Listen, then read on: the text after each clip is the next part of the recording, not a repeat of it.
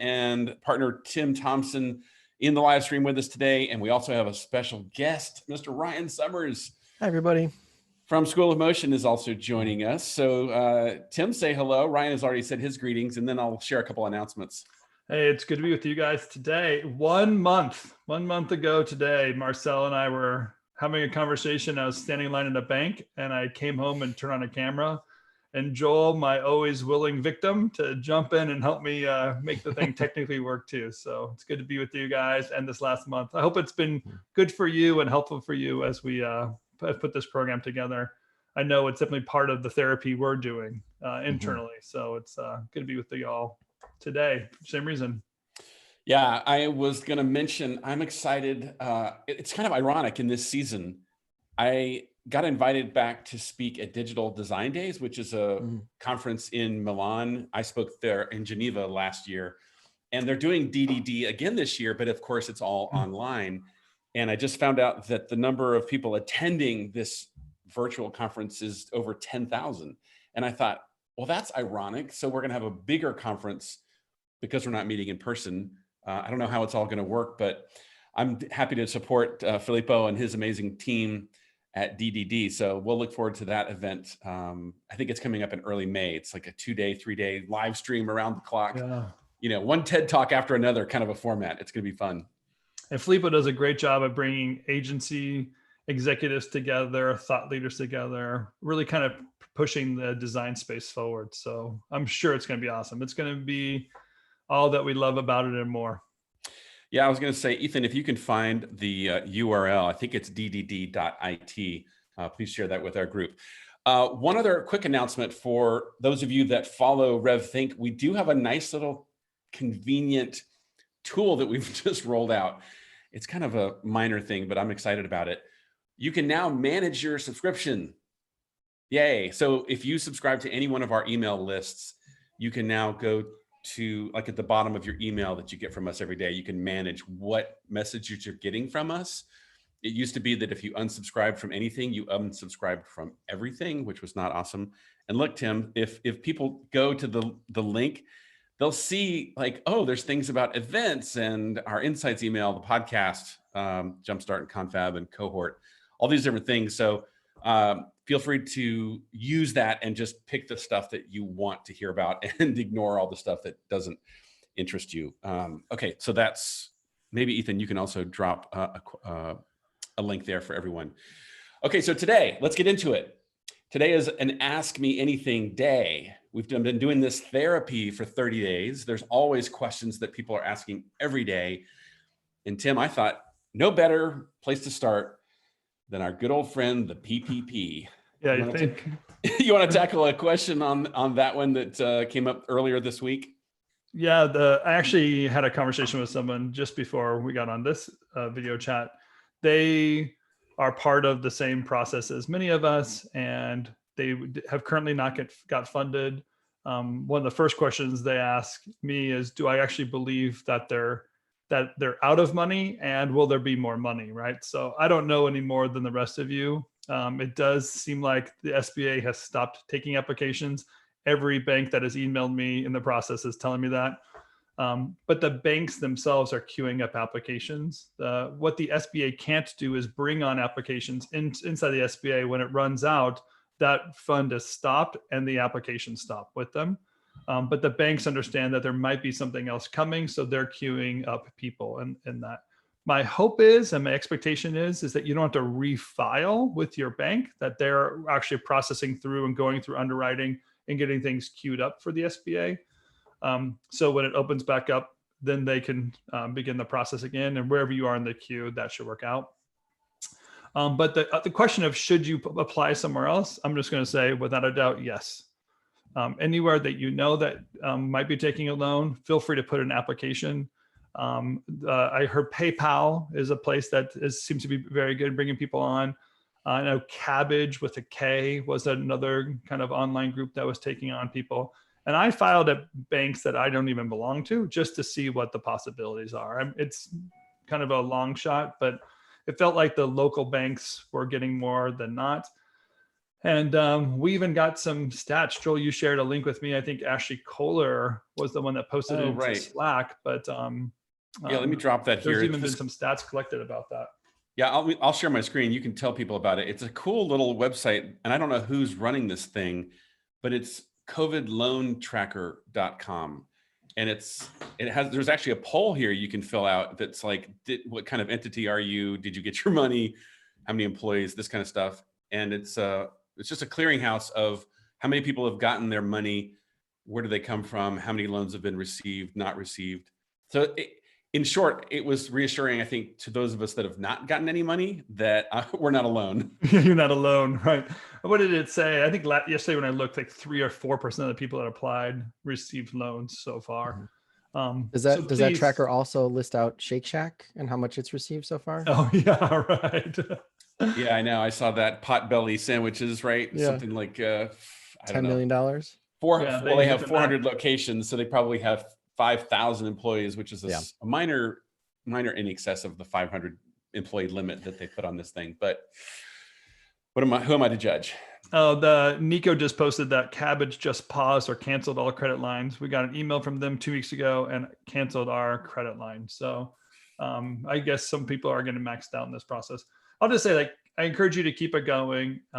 It is something that it's an opportunity to get an infusion of cash, but also recognize this: it's not a business plan. It's just putting some opportunity in our pockets to keep us going.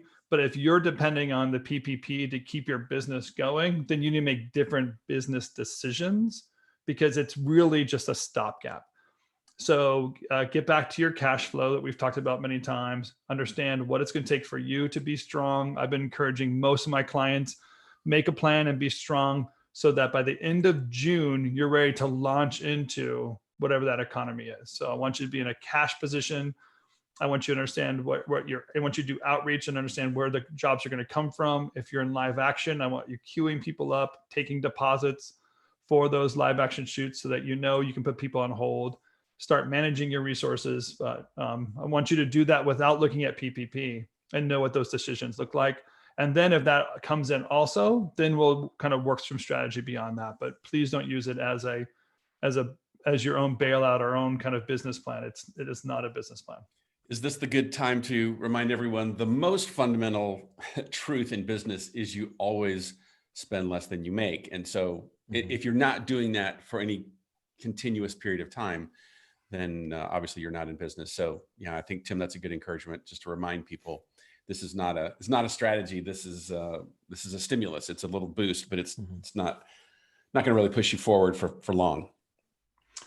So let me switch gears to the PPP, because yesterday we talked about what inspires us. And I find that beyond just trying to keep our businesses going, which is a large part of what we do at RevThink, our mission is so that business owners can thrive in business, life, and career.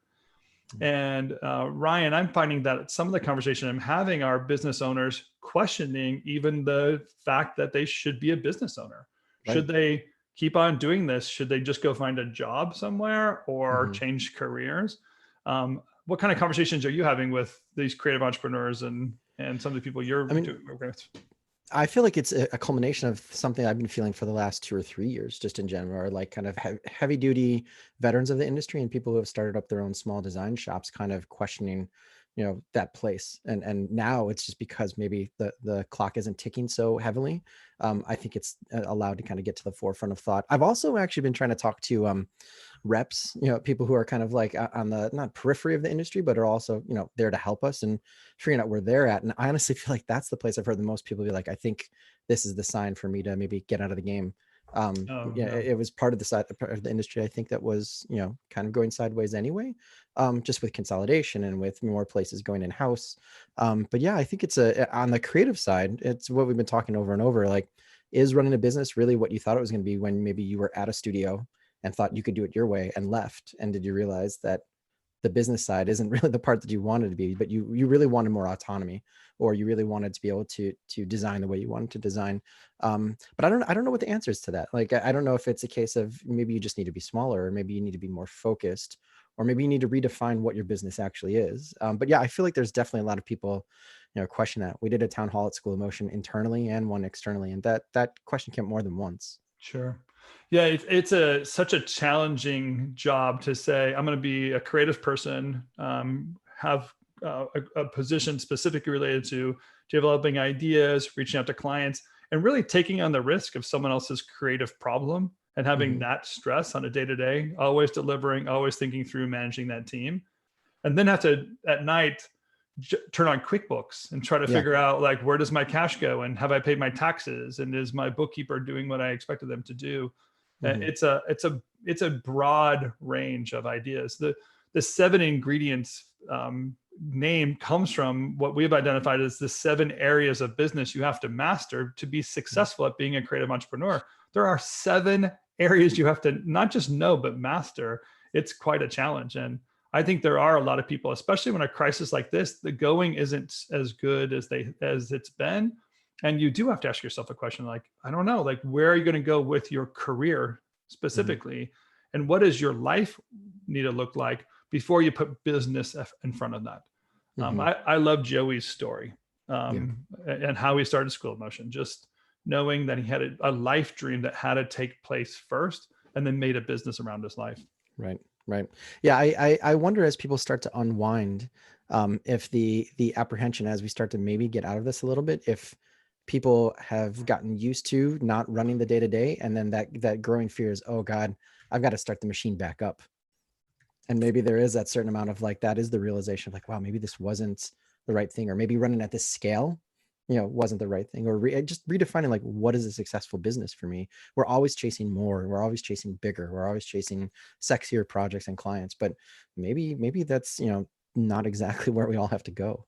Yeah. Smart thinking. Yeah. There was Tim, you and I were having a chat yesterday with an owner, and we were observing how we noticed over the last quarter, maybe the last several quarters, this recurring theme in a lot of our clients and other owners that were saying, hey, I'm finally hitting my stride. I'm finally winning all these jobs. I'm finally making good money. Like, this is great. We're killing it finally.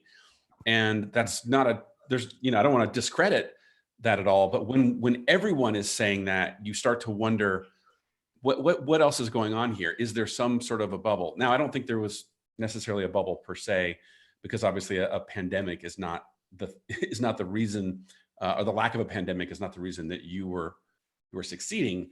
But it is an interesting question. I think you brought up a good point, Ryan. As things start to go back, quote, to normal, yeah, there's definitely, I've talked to a few owners that I think are almost like, do I want to reinvent and adapt this much, right, and deal with whatever this new normal is, because life is long at times, and you sometimes go back to work and find yourself saying, I don't know if I want to keep doing this. I thought I was going to do this my whole career. I didn't have an exit plan, but I'm tired. Yeah. I just got a really good comment from Jed. I wonder if Jed doesn't mind me sharing this. He just was saying, super tough times, but would not go back to working for another production company under any circumstances. I love the control and flexibility of running my own shop, and I don't think I could ever go back. I'm excited to see this new marketplace, what it looks like post-pandemic. And I feel that smaller, more flexible shops will be better positioned to thrive. Yeah. So Tim, what do you think? How would you collapse it down to anyone who's saying, well, how does this all fit into not just my business, but my career? What's the larger perspective? Well, Joel, one of our number one articles in a blog is the seasons of a creative firm. And it's when we were defining what each stage of that firm, what it took to kind of run that firm, and then the revenue levels attached to that. And what we recognize is that no matter what season you're in of your firm, there's always a problem to solve. So we often imagine it'd be so much better if I was big. It'd be so much better if I was small. And in reality, it's often not the number of issues or the amount of stress that you have. There's no release of that within business ownership. There is some sense of how often you have to make decisions. So the speed at which you have to make decisions can be affected, but we're all dealing with it. I think if I were to think through as a business owner, what I'd want to process and asking himself that question, I'd go back to my 4 stages of a creative career. I mean, there's a reason why we went from the artist stage into the auteur stage and kind of put our influence out there to scale, to have some work that could be done. But I do believe we all want to move even beyond that auteur stage. And the auteur stage, the next stage is the curator stage. And that's when we start doing more for our community than what we do for ourselves. And like Joey's story to me, Ryan, is one where he got out of the auteur, the business owner stage, and thought, oh, I know something, I could do something, but I'm gonna build up others. And by building up others, he's also doing something for himself, and his career grows by reaching out. And that last stage, the collector stage, is really the big picture, trying to gain that influence. Oh, sorry, to cut you off. Oh, no. I think Joey is a great example of what we're talking about, like reevaluating when there's a downturn or a pause or just a moment to breathe. Like, what is it that's part of your business that you're really enjoying? And like for Joey, it was the connection with people and seeing new people coming in, and it wasn't the chasing clients, and it wasn't the rat race to the bottom, and it wasn't trying to find new, business verticals to try to compete at. And I think when he really realized that, I don't think he misses it for a second. The day-to-day, like not necessarily the grind, but like the doing new work. I see him now compared to even where he was 2 years ago when I first was interacting with him, and it's his happiness level has gotten so much better. We always talk about it all the time, and I think he redefined what killing it meant for him. We always talk about like, oh, I'm killing it, or I'm crushing it. But for Joey, he was able to kind of go back and be like, well, he feels like he's killing it now versus any day that he had when he was running his own studio. Can I ask you guys a question? Sure. Please. Ask us anything. Is it crazy to think that this might be an amazing time to start a company, or is that just being like kind of flippant? Because I feel like every one of these downturns, you don't see it right away, but every economic crash or every slowdown or every major change to the industry, 4 or 5 years later, you see somebody who's just blown up out of nowhere, and you're like, oh yeah, I started during that. And it was because of X, because they left a company or they got laid off, or because they had an opportunity to sit in their apartment for 3 months thinking about what they really wanted to do. If someone was going to start something, do you think it's crazy now? And what would you think somebody's thinking that should try to do? Well, so you're probably asking one question, and you probably want to know the other question too, is it the right time to start a business? And then what kind of business would I start, right? Because that's right. Because I could just say yes and be done. So one thing to think about when you process backwards. So as you said, there was some agencies we know now that started in 2008, and you think, what a crazy time to start. But if you realize what happened in 2008 is many people lost their job and they didn't have a choice. So of course, businesses were started at that moment. And then what makes someone successful from 2008 to 2020, and how do they build themselves up is kind of a different niche of decision-making to get there. But I'd say without a doubt, this is a moment to start your business because the world is shifting. What I see it is like the world just became flat again. So no one else is better off than the other person. Exactly. And the things that used to distinguish, especially in live action, if that's what pulled someone apart and you wipe that out for a little while, your ability to compete right now is equal footing to anyone else. I would even posit that if you're brand new and you don't have the overhead and the whatever lines of credit in the history, you're actually positioned better than some of the studios coming out of this right now, because you can invest in pipeline, you can invest in remote workers in a way that they probably don't feel comfortable yet or even know how to. Yeah.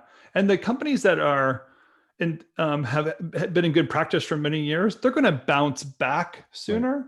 So they will probably beat you to certain items if you're just starting off. But it doesn't mean that recoil hasn't given you a position that you can't make some advance. Right. And here's the part that I know for certain. Things are going to be new. And those new items, nobody practices that. So imagine 2, 3, 4 years from now, starting something new in practice now, 4 years from now, you're an expert. Because other people will be riding your coattails and you'll be the front end of that curve. We call that category creation.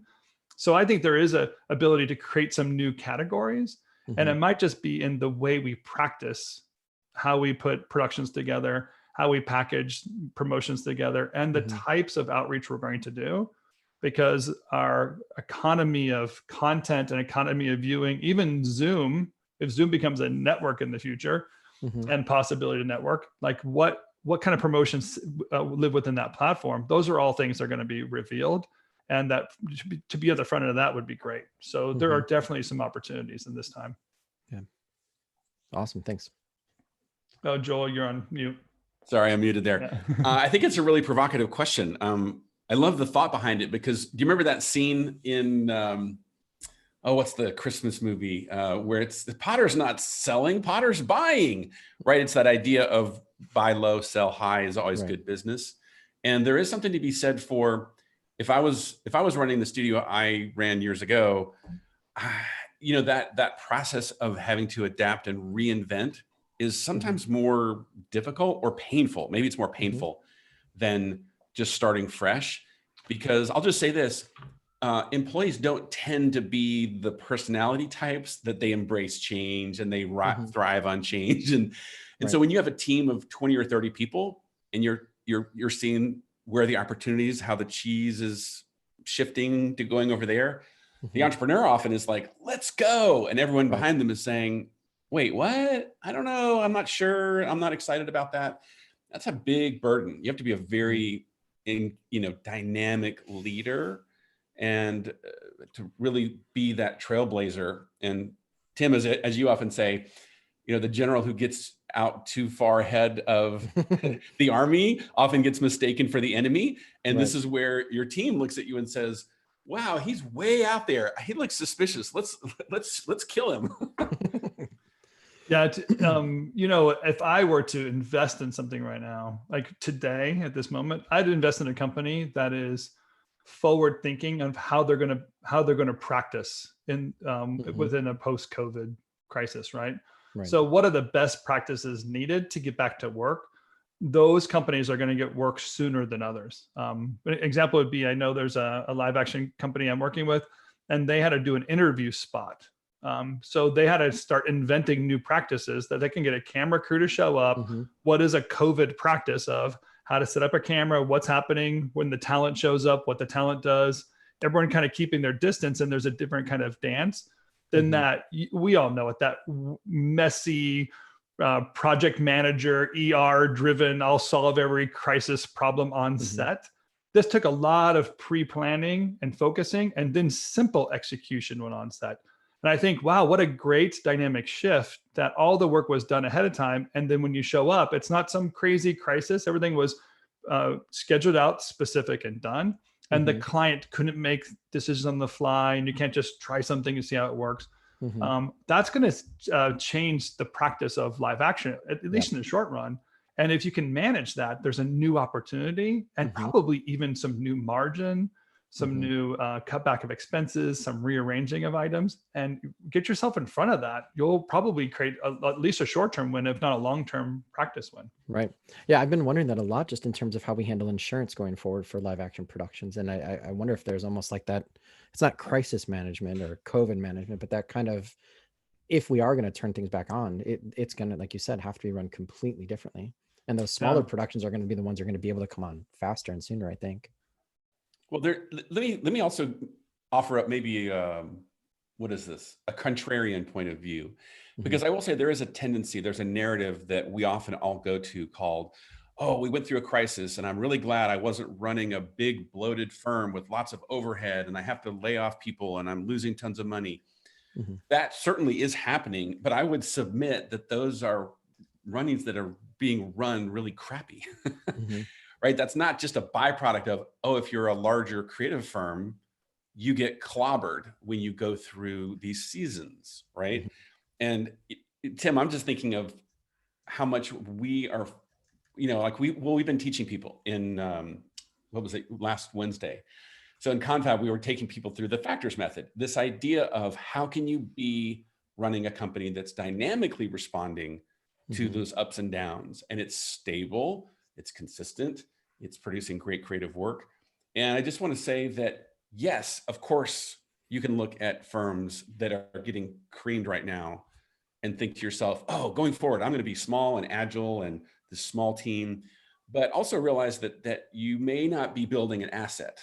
That may or may not be the story you want your career to play out. If that's your story, great. But there is another story called I've been running this strong company. It's a self-managing creative firm. It got through this crisis just fine. And man, is that thing valuable. Mm-hmm. Yeah, when I discovered the factors method I was really thinking of a proactive way of making some certain decisions. So I could simply manage the companies or consult the companies from a distance. In reality, some of that practice is useful for every entrepreneur to think through, really premeditate where they want their company to go and be successful. And even on the other side of that, after doing that for many years in positive practice and getting people to be successful that way, is where the 4 stages of the creative career developed. Because once that was locked in, new opportunities or new needs popped up, and that owner had to move from just being a business owner into other areas so that they can have a successful career. Mm-hmm. And all that's part of this factors method, is to think through and build yourself up and know that you can be in control of it. Again, like I'm just working Joey through you today, Ryan, but like, I just find his story so encouraging. It's like, you have to have confidence that when you make an extreme decision and do something new, you have to get to the other side of it. But for me, like, some of his method or his genius is that he knew there was a Ryan Summers on the planet. So he can start School of Motion and then know there are resources out there that he can bring in and develop even something bigger. Yeah. And that's the kind of thinking we want people to process. And I can tell you for a fact, like, he's thinking down the line that way, right? Like, he knows there's a limited amount of oxygen to run something at the scale he had it compared to his vision. And he was working those relationships with people like me and EJ for years to get to that point. Well, there's a great comment here I'd love to share from Roger Sackett. What's up, Raj? Good to see you, man. You're saying here, it's very, very challenging, but I'm trying to use this pause as a rare opportunity to think more about my career and create new motivation for myself and think about new ways to move onward and upward. Maybe this is the kick in the ass that I needed. And I think yes, that's Roger, you need this kick in the ass. Yeah, let's get you out there. This is what I've been saying for the last 2 weeks, right? It's we've been trying to reduce our exposure to the virus, but really the virus is exposing new things. And if this is challenging you, I'll just say, like, double down, lean in, and take on that challenge. What a great opportunity life has given you to ask those big questions. And it will make you successful. Here's what we need to know, right? Failure is not an option. So have that in your mind. You're not going to fail. Don't worry about it. But what are you going to do with this challenge, and how are you going to get to the other side of it? Push through it. Like, give birth to these ideas. I love it. So here's a question. Roger, get online with me. I'll kick your ass more if you need to. Let's try and tackle this question real quick, because this is a good practical one that came in from Michael. Have you all been hearing that networks and brands will be looking to get shoots or productions ready for summer, fearing there will be a second wave coming in the fall that could shut production down again? I haven't heard the reason being they're afraid there's going to be a second wave. I don't think anybody wants to be that pessimistic, but I have heard many people queuing up their shoots and live action companies getting busy with phone calls, knowing that they want to get the resources lined up and jobs queued up so that they can get into live action mode as soon as possible.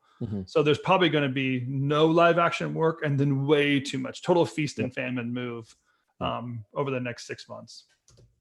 Yeah. What do you think, Ryan? Have you heard anything? Yeah, I know on the feature side that they're stockpiling smaller production scripts right now, in terms of, like, nobody can just flip on a Marvel sized film right away. But even in that world, that they're trying to get smaller productions queued up. I don't know that it's like summer to get ready for shutting back down again for fall, but I keep on having conversations with people in terms of, like, how are we going to work out this with the insurance companies? How are we going to, like Tim was saying, make sure we're responsibly doing it? Because the worst thing would be going out for 2 weeks and then having somebody die, out of that. But I definitely think there's going to be a rush.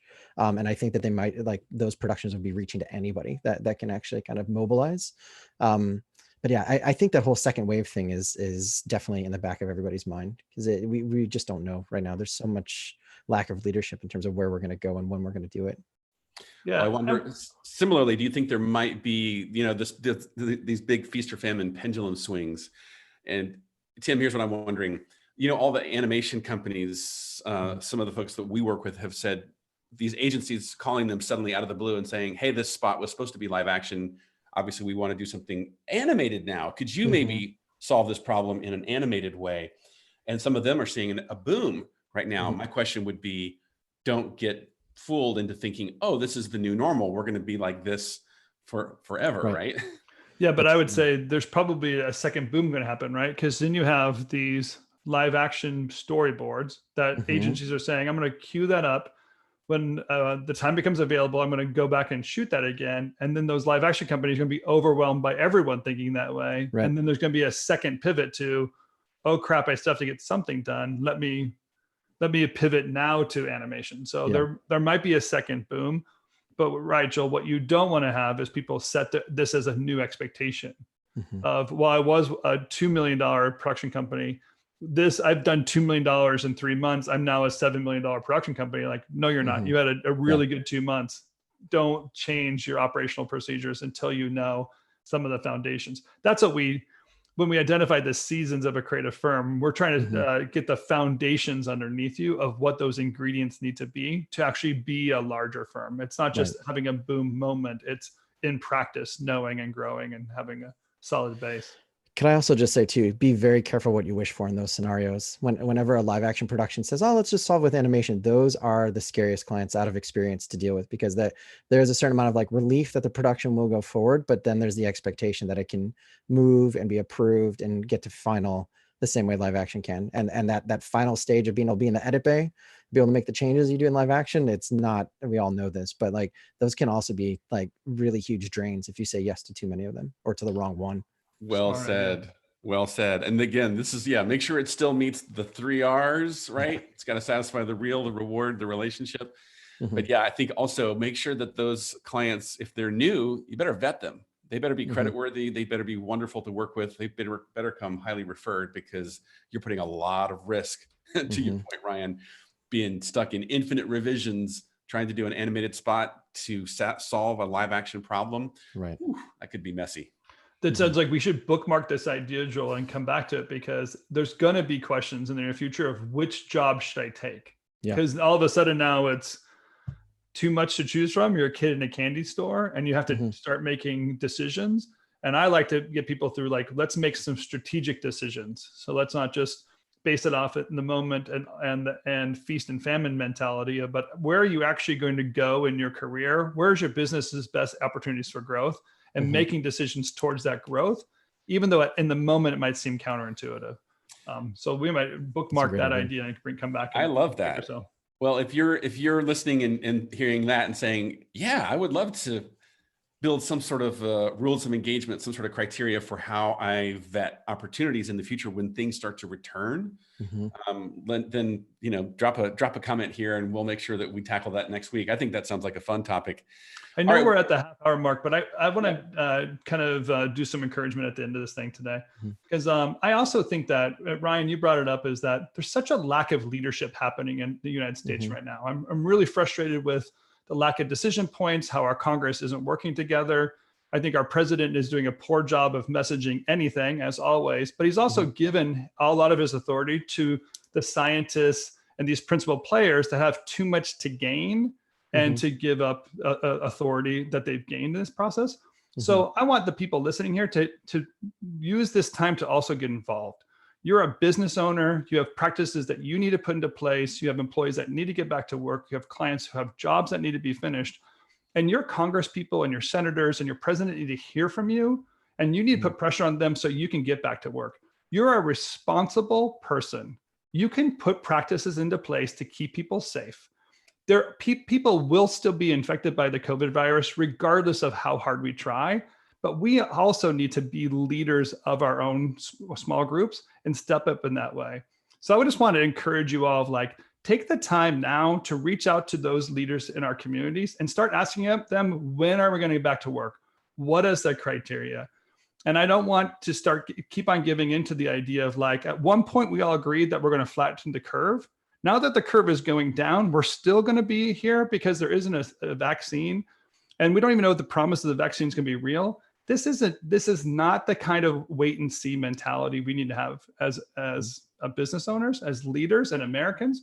We need to get ourselves out there, put ourselves to work, and be strong through the crisis, not fearful, therefore holding back in the crisis. So it's very soapbox of me, but I'm just feeling like after a month of doing this is way beyond the promise I made of why I was going to quarantine. And I want all of us to recognize at what point it gets foolish and we're going to start doing something different. So I'm not saying go against what the authorities are asking, but I'm asking you to put pressure on and start having them make smart decisions on your behalf, on behalf of all of us. There you go. I just have to say it. I don't know. Like, I think we're all thinking it, but we're all afraid to do it. But I want people to know that you are the leaders you've been waiting for. We got to get out there and start doing it as business owners. Well, I appreciate that encouragement, and glad we could indulge you for a moment on your soapbox. Thank you. Yes, good reason to vote in November. Oh, it's going to be such an exciting time in America. Can't wait to see how it all plays out. Well, look, everyone, it's Friday. We want to send you off with best wishes, and just don't forget that we're here to help you and support you, help you as a creative entrepreneur thrive in business, life, and career. Ryan, thank you so much for being our guest again. I think we'll see you probably again next week. Sure, cool. Give me a call. Yeah, Ryan, we like having you here. We might change it from Marcel's name to your name permanently. At least we can make Marcel jealous enough to want to come back. We can just tag team. We can tag on and off. Yeah, that's great. That sounds like it's just good to have the voice of a business owner, business professional, and the angles that you have. So we really do appreciate what you. Cool. Thanks for having me. I appreciate it. I just say to all of you, thank you for being part of RevThink and the community we have. We do exist to help you thrive in business, life, and career. We want you to reach out to us in any way possible. The 7 ingredients Slack is just kind of booming with conversation. So as a reminder, go over there, kind of read along, listen through, but also enjoy your weekend. It's a great time to just clean the garage and get out of the headspace and take the time to yourself. Do something healthy this weekend for yourself and your family. Yeah, hard to believe it's been 30 days having this daily therapy. So thanks to everyone for helping us process, for you processing with your peers. This is how we're going to make our industry stronger. So until Monday, everyone have a great weekend. Thanks, Tim. Thanks, Ryan. And we'll see you guys on Monday. Bye. Thank you.